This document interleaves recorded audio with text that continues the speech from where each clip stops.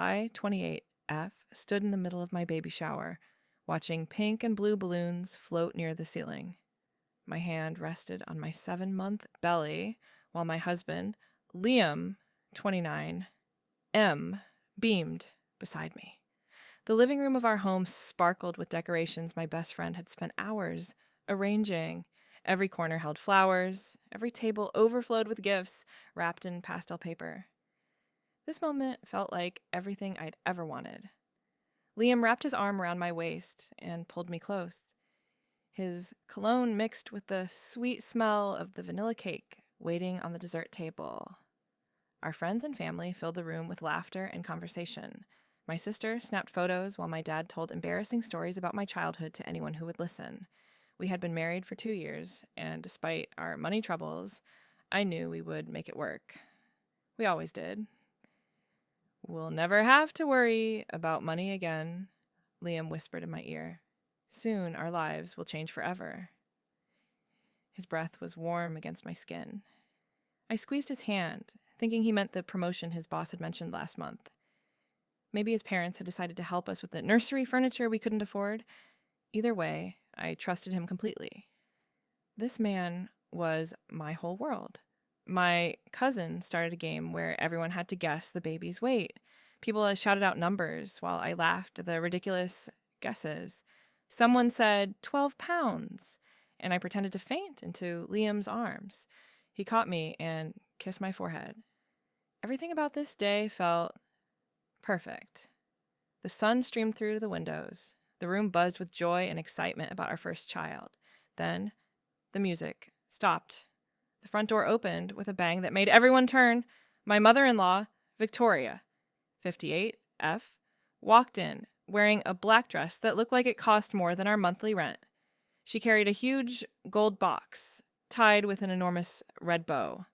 Her heels clicked against the hardwood floor as she made her way to the center of the room. The conversations died instantly.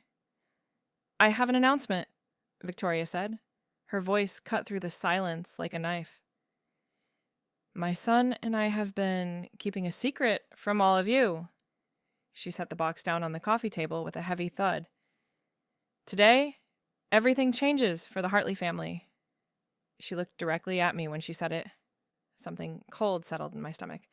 Liam let go of my hand and stepped forward. "Mom and I have been planning something special," he said. His voice sounded different, harder. "You see, there's an inheritance involved. A lot of money, more than any of you can imagine." He smiled, but it wasn't the warm smile I knew. This smile had teeth. "The inheritance comes with conditions," Victoria said. She opened the gold box slowly, making sure everyone watched. Inside sat a golden envelope. "This envelope contains the key to a bank vault. Inside that vault is enough money to last several lifetimes. But there's something you all need to know." She paused for effect. "The money goes to Liam, the baby goes to Liam, and she," Victoria pointed at me, "gets nothing." The room erupted. My sister jumped to her feet. My dad started shouting, but I couldn't move. I couldn't breathe. The words didn't make sense. They bounced around in my head like ping-pong balls. Liam was standing there, nodding along with his mother's words. The man who had held me through morning sickness, the man who had painted the nursery with me. That man was agreeing with this insanity. "You were never good enough for my family," Victoria said to me. "You come from nothing. You have nothing. The only valuable thing about you is that baby you're carrying. My grandchild deserves better than a mother like you. Someone who can't even afford proper prenatal vitamins without my son's help." "The divorce papers are already drawn up," Liam said. He pulled a folder from behind the gift table where he must have hidden it earlier. "I've been meeting with lawyers for months. You'll sign them, you'll give me full custody, and you'll walk away. If you try to fight it, we'll bury you in legal fees you can't afford." He actually laughed. "Did you really think I loved you?" This was always the plan. Mom needed a grandchild to access the trust fund, and you were convenient. My friends gasped. Someone dropped a glass, and it shattered on the floor. My mother stood up, her face red with rage, but I held up my hand to stop her. Something inside me had gone very quiet, very still, like the moment before a storm breaks. I walked over to Victoria and took the golden envelope from the box.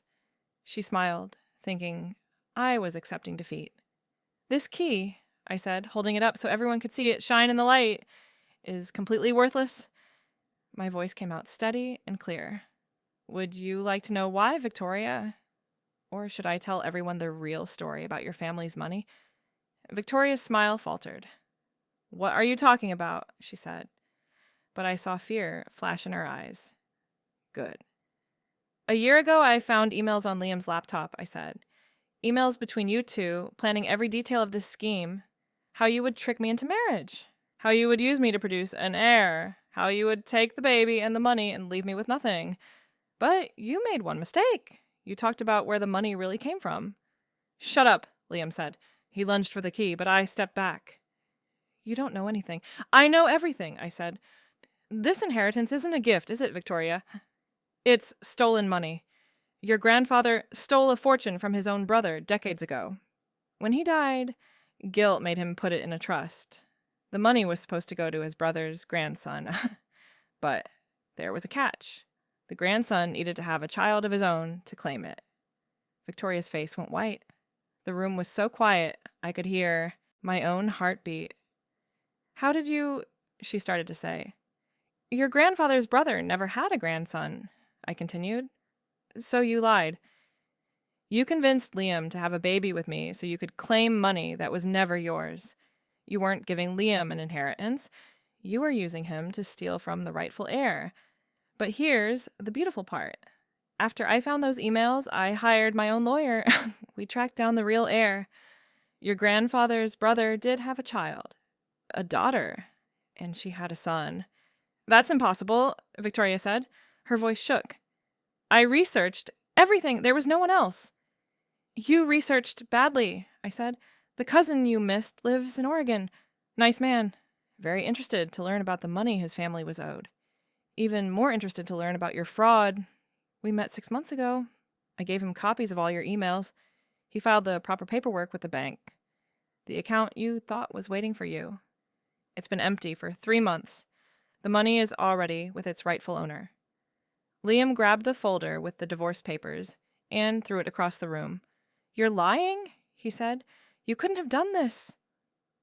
"You don't have the money for lawyers." "My lawyer worked on contingency," I said. "He got a percentage of what we recovered for the rightful heir." Turns out, lawyers love slam-dunk fraud cases. Oh, and Victoria, the FBI loves them too. Wire fraud, conspiracy to commit fraud, attempted theft by deception. They have all the emails. They have the bank records. And they have everything. "You little witch!" Victoria screamed. She raised her hand like she might slap me, but my father stepped between us. "There's more," I said. I was almost enjoying this now. "Liam, remember when you insisted I get that fertility treatment at the clinic your mother recommended? The one she paid for? I did some research on that clinic. Turns out they had an interesting program. They could use donor genetic material without telling the male partner. Guess what I requested?"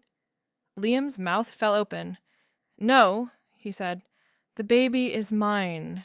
We tried for months." "We did try," I said. "Why, but the baby isn't yours. I have the DNA test results right here." I pulled the paper from my pocket. "Anonymous donor number 447B is the biological father. You have no legal claim to this child, no custody rights, no visitation, nothing." "That's illegal," Liam shouted. "You can't do that without my consent." "Actually, I can. I said you signed the consent forms at the clinic. You just didn't read them carefully.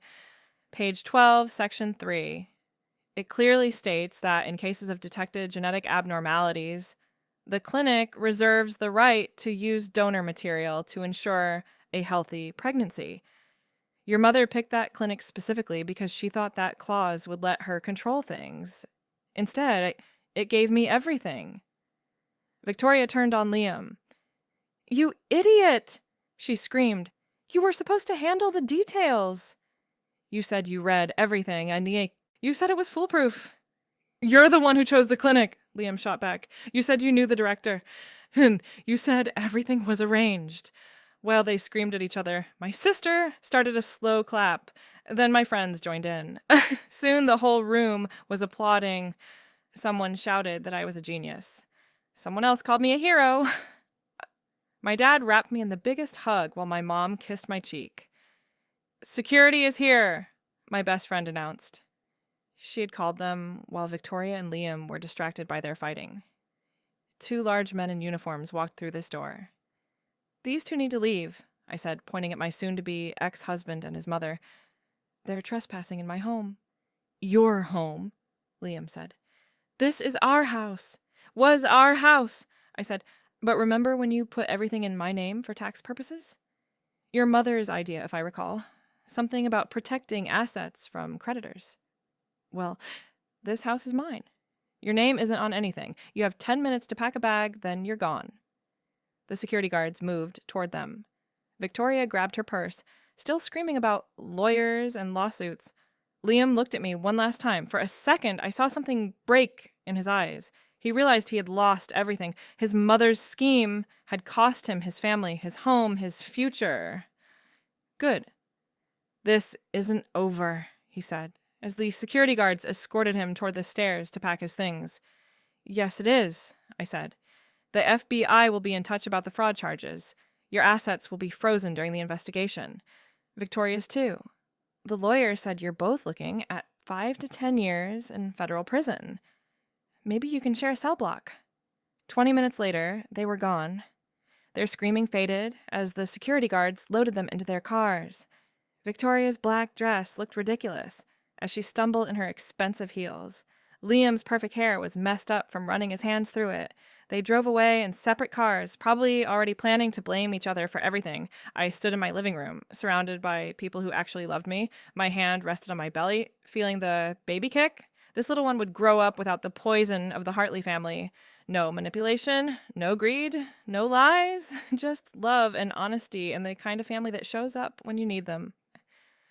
"So what now?" my sister asked. She handed me a piece of cake, chocolate with vanilla frosting. "Now we celebrate," I said. I took a bite of cake and it tasted like freedom. We're having a baby and we're starting fresh.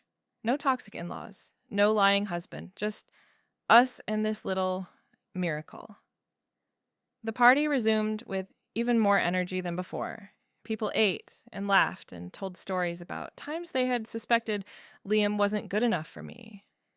My aunt admitted she never liked Victoria. My cousin said Liam always seemed fake. They were all right, but I had been too in love to see it. Not anymore. As the sun set and the party wound down, I sat in my rocking chair, the one my grandmother had given me. Friends cleaned up while family members loaded their cars with leftover food. My dad kissed my forehead before he left, whispering that he was proud of me. My mom promised to come by tomorrow to help with anything I needed. When everyone was gone, I sat alone in my house. My house. Not our house. Mine. The baby kicked again, and I smiled. "It's just you and me now, little one," I said to my belly. "But that's more than enough. We don't need them. We never did." My phone buzzed with a text from the lawyer. The FBI had frozen Victoria's accounts. They found evidence of other fraudulent activities going back years. She wouldn't just lose the inheritance money, right? She would lose everything. Actually, Liam's accounts were frozen too. He had been living off his mother's illegal money for years without knowing it. Or maybe he did know and didn't care. Either way, he was finished. I deleted the text and put my phone away. Tomorrow, I would deal with divorce papers and custody arrangements and all the legal details. Tonight, I just wanted to sit in my grandmother's chair and feel my baby move. We were free, both of us, free from lies and manipulation and people who only saw us as tools for their greed. The house was quiet except for the sound of my breathing and the occasional creak of the rocking chair. Somewhere out there, Victoria and Liam were probably screaming at lawyers, demanding miracles that wouldn't come. They had played their game and lost everything. I had simply refused to be their pawn.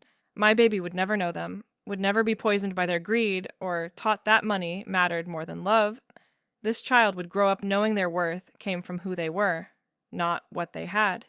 They would be raised by a mother who stood up to bullies and refused to let anyone treat her as less than. That was better than any inheritance. I closed my eyes and rocked slowly, one hand on my belly. We won, I whispered to my baby. We won everything that matters.